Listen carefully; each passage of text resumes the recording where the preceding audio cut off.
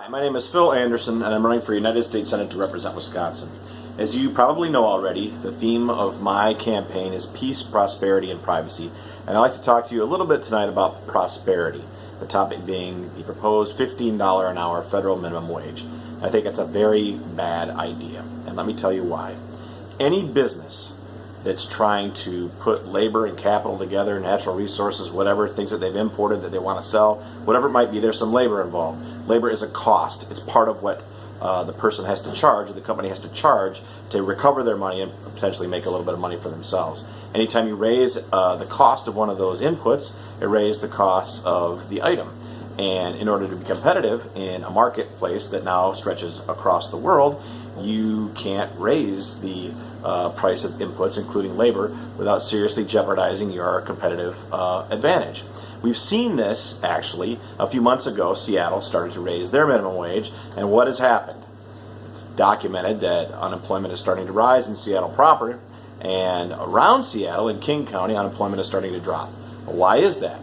Because businesses and jobs are starting to locate outside of Seattle, where labor has become a more expensive input, and locating outside of Seattle, where labor is still at the same rate that it was before Seattle made its changes. Now, take that example and translate it to the whole United States economy. Now, we've got tons of goods and services and items and things traveling across our border in both directions. But what's going to happen when the cost of labor in the United States goes up? The same thing that happened in Seattle. People will become, there'll be more unemployment, less people working, and those jobs will go overseas. And ironically, or cynically maybe, I don't know, ironically I guess, the same politicians who decry the movement of jobs away from America into overseas markets are also, some of whom are talking about raising the minimum wage as if somehow those are compatible notions at all.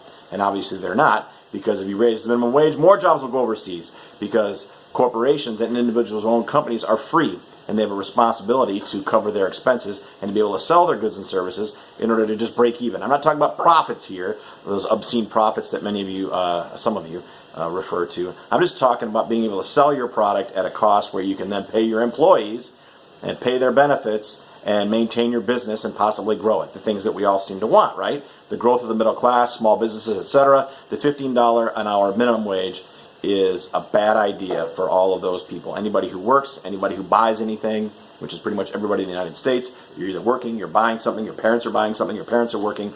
Everybody is harmed by a $15 an hour minimum wage. In fact, you can make the argument that they're harmed already by the fact that there's a minimum wage at all, but I think we're stuck with that for the time being. But I'm against any minimum wage as a libertarian for those reasons. Not necessarily ideological, but purely economical common sense. The $15 an hour minimum wage is a bad idea. It will have less people will be working, less people will have money, more jobs and more production will go overseas. And any politician who backs the $15 an hour minimum wage is either pandering or they're economically illiterate, which is the most kind way I could put it. I might argue stupid, but they're certainly either pandering or economically illiterate, and they should not be allowed to hold office. And this includes Bernie Sanders, Hillary Clinton, I think. Certainly Russ Feingold, one of his first public statements after he declared for U.S. Senate was he backs Bernie Sanders' plan to raise a federal minimum wage to $15, which is preposterous. And I think it demonstrates, though, what Bernie Sanders and Russ Feingold have in common.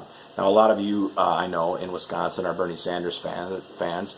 I understand that you might like both, but here's a problem with both of them, that it's just a bad idea. And it's funny, I think, that neither one of them has really ever held a job. And I'm not saying that like as a criticism. I mean, you know, being an elected official, I'm sure it's very hard work. I'm looking forward to doing that hard work for you, the people of Wisconsin.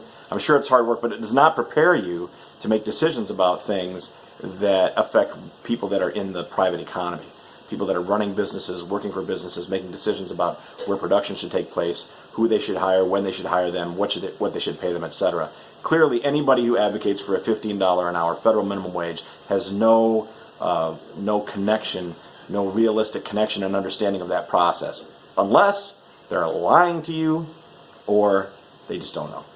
So that's how I feel about minimum wage. It's a bad idea, and as your senator, I will fight tooth and nail against it. It's bad. It's bad for everyone's prosperity. It's not an angle on trying to take money away from billionaires. It takes money out of all of our pockets, and in essence, it will enrich people in other countries and impoverish people here, especially those who are most vulnerable and people that are making less than $15 an hour now.